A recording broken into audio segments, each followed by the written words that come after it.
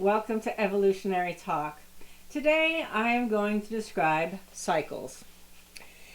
So, in my previous talks, I have talked about the Yuga, but it's a very difficult subject to understand, so I'm breaking it down into common cycles that we already know about and live with every single day.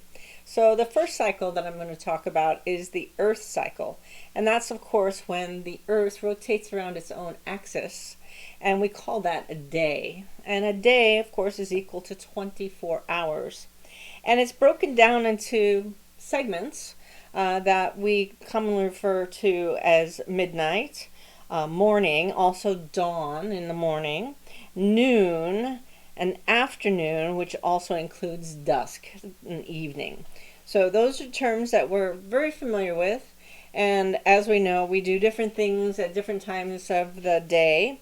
Like at midnight, we're typically sleeping. In the morning, we're waking up and getting ready for work and brushing our teeth and eating breakfast, and so our behavior is different depending on the day. At noon, it's warm, the sun is out, hopefully not always here in the Northwest, but it's when the sun is highest in the sky. And then afternoon, also where dusk occurs, where obviously we're doing things, perhaps we're working, perhaps we're preparing dinner, we're doing other things, evening activities, perhaps just relaxing. So we have different behaviors depending on what part of the day it is. And that's typical. I mean, other people do other things at those times. Some people work all night, and so they're not sleeping at that time, but we have different behavior, and each person is unique and will use their time differently. So the next cycle that we know very well is the sun cycle. The sun cycle, of course, is when the Earth rotates around the sun. And that time period is called 1 year, as we know, and it contains 365 days. And here we also have different segments of it, and they're called seasons. So we have the winter season, which is sort of like midnight, and we have spring, which is sort of like the morning, and summer, which is sort of like noon, and autumn, which is sort of like afternoon or dusk. And so also with these different seasons, we have different behavior. So in the wintertime, of course, it's typically cold, it snows, we're wearing more clothing, the days are shorter, and we have different behavior, and we're watching out for snow, and we do different things. We're not doing outdoor activities as much unless you like to ski, which is the time you would do that is in the winter. And spring, of course, lovely time. The plants are coming out and blossoming, and we're more likely to go out and have spring fever and go outside, and we're wearing less clothing in the spring. Perhaps we're planting a garden in the spring to grow fresh produce. And then the summer, of course, summer fun. We go to the beach. We're as little as clothes as possible, depending on how hot it is in your area, and so summer our behavior is affected because we tend to be outside more and doing outdoor, going swimming in the water perhaps, or sunbathing perhaps, various things that you do in the summer that you wouldn't ever do in the winter. And then of course autumn, which is again like afternoon. And the days are getting shorter again from the longest days in summer, and now they're becoming shorter. We're perhaps raking leaves, or again, we're starting to put clothes on because it's just cool, getting cooler outside. So again, in this year cycle, we have different activities depending on the season.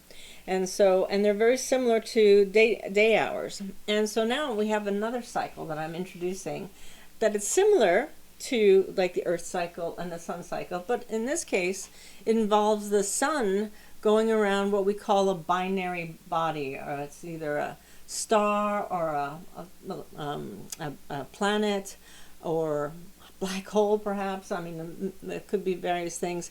Now, this isn't recognized by science, and the works that I have read on about the binary cycle is that scientists from NASA, they have searched the skies far away, and they say there is nothing there. So they say that the fact that we're a binary sun with another body out there, they're saying is unlikely. However, they don't always know everything, and this idea has been passed down from many different old cultures, like the Mayan culture and their sun calendar, and and also from Hindus. So these come from the scriptures, from Hindu scriptures, specifically the Puranas, and so they describe this long cycle as the sun goes all the way around this binary, and it has, so we call it the Great Year, and it includes 25,920 years. So that's a very specific number, and the reason we have this very specific number is because there are different numbers that are used, and for simplification, a lot of people talk about the Great Year as 24,000 years, and then the Mayan culture, they talked about 26,000 years, and you can see this is really close to 26,000 years, but this is more mathematically correct and exact. And so I wanted to make sure that I was exact, because it fits mathematically with other concepts that I'll be covering in the future. So the seasons, or sections that we have for the cycle, is the Kali Yuga, which is like the winter. That's the darkest part of the cycle. It's associated with midnight. So it's like midnight, and it's like winter because it's the shortest period of time, and it's the darkest, lowest period of time. Then after that, we have the Dwapara Yuga, which is sort of like the dawn part of the morning. So it's there's another section that's called Treta Yuga, and so I have the marks here. So this is the Kali Yuga, and this is the ascending cycle. We're going up. This is our location on the cycle. So we are here, the sun, and of course the little earth there. And so we go from the Kali to the Dwapara, and then from there we're going into Treta, and we're not yet at noon, so this is more like the morning, the Treta Yuga. So it's like the morning and dawn kind of broken up into two parts. And then lastly we have the Satya. And then they're repeated again as we go down. Satya, Treta, Dwapara, and Kali. And so similarly to what we do with the day, it's 24 hours long, but our clocks register 12 hours. So we have 12 hours in the AM and 12 hours in the PM. And so that's the rising sun and then the setting sun. So it's very similar to what this section does, right? So it's ascending from Kali, Dwapara, Treta to Satya, and then when it hits noon, then it's descending or setting, and it goes through the same cycles over again. And so I'm going to redraw this so I can tell you a little bit more about each of the sections. But before I start, I think so we have different behavior. This represents our consciousness. So that's what's affected. So it's not the light so much as or like the sun, coming and going, or reduced, but the consciousness is affected, because the farther we are from this binary body, the less consciousness or lower consciousness we have. And so we have different behavior in each of these yugas, and this one being the darkest, lowest energy.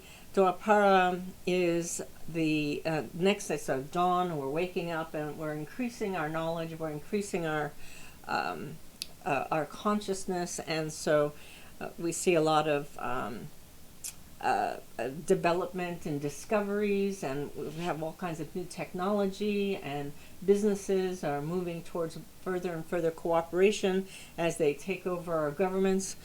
So we're going to see significant changes in that area, and it'll affect how we are, like our consciousness individually will change, and how we deal with the Dwapara will be different for each person.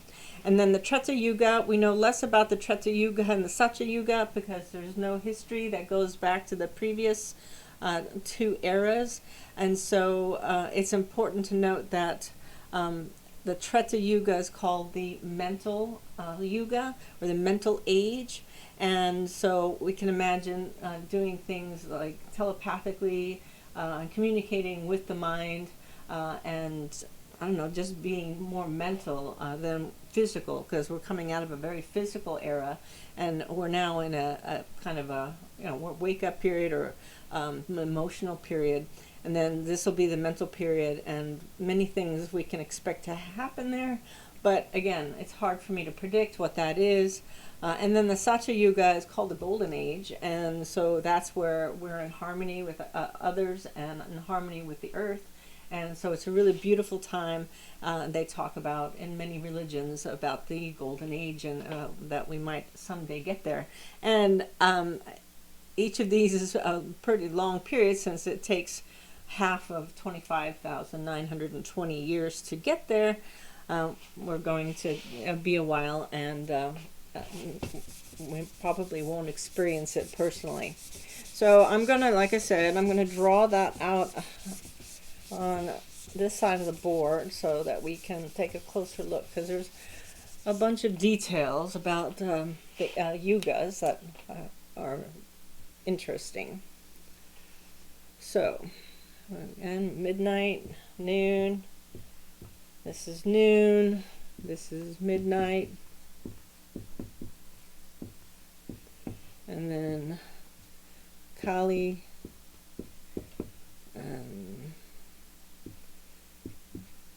Dwapara, and Treta, and Satya. Okay, so again, midnight. But Kali Yuga is only 1,200 years long. So it's 1,200 years each one. So this is another Kali over here, and that's also 1,200 years. So for the last 2,400 years, we've been in nighttime. And then this one, Dwapara, takes 2,400 years. And we are here. So this happened, so I should say, so this is present. So this is 1700 AD, and this is present. And so we have been in the present day for 300 years. So we have been in Dwapara for 300 years, and we've seen incredible advancements in science, in medicine, in technology. All of that has happened within the last 300 years, and a lot of it even within the last 100 years. So we can see that we're accelerating our discovery and our knowledge and what we're doing. So it's an amazing time to be alive during the Dwapara, and as we increase our knowledge and our consciousness and our ability to live well on the planet. And this Treta Yuga then takes 3,600 years. Put years there so you know. And then Satya is 4,800 years. And as I said, if you add these up, because they're repeated over here, so we got Satya, and so we got Dwapara here, Treta there, and Satya there. So if we add this up, it only adds up to 24,000. So again, this is what's very common. You'll see this if you search for yugas online. A lot of times you'll see this 24,000. But what they're not telling you about is the fact that in between each yuga is a transitionary period that varies in size. And so they're called kritas. So krita is space or time between yugas. So we'll often see this number, but this is the actual and accurate number. And then the 26,000 again is the other one that we hear, and that comes from the Maya and their written works. And so they talk about this great year as well. So again, so these are long. This is 1700. This is 2021. I should tell you, because this you might be watching this years down the road. So So this is where we're at. And so each one of these is, again, its own age. The history that we have is from the Kali is very violent. It's very physical. There was a lot of killing and war and short lives. Everybody, everybody was suffering. It was a time of suffering because we were at a very low consciousness during that period of time. And now the Dwapara, again, we are waking up. Everybody wakes up at a different level, and so everyone's going to respond to Dwapara happening.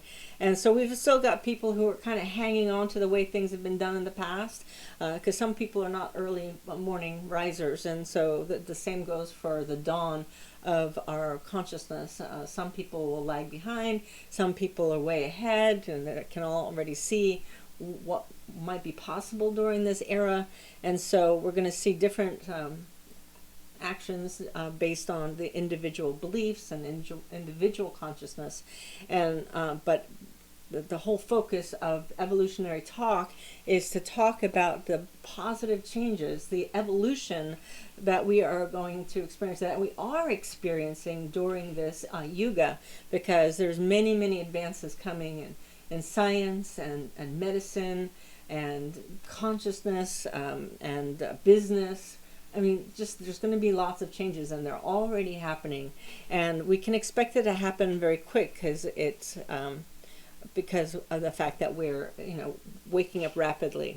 So this period was bad, and this period is going to be great. It would be nice if we knew that we're going to be able to be here during the Treta Yuga to experience that, but we won't know that. Now I'm going to go into more detail of the timeline of this in the next presentation, and I'll talk about the events that characterize the different ages, because we do have some idea of what happened in the Satya Yuga time, and so I'll put that all on a timeline so you can see how things actually map to these time periods and how things change during the Treta Yuga and the Dwapara. And again, this is the descending, so it's decreasing our consciousness from here to here. We're at a peak here in the noontime in the Satya Yuga, and then we're at our lowest point at midnight. So that is the yugas, or the great year, binary cycle.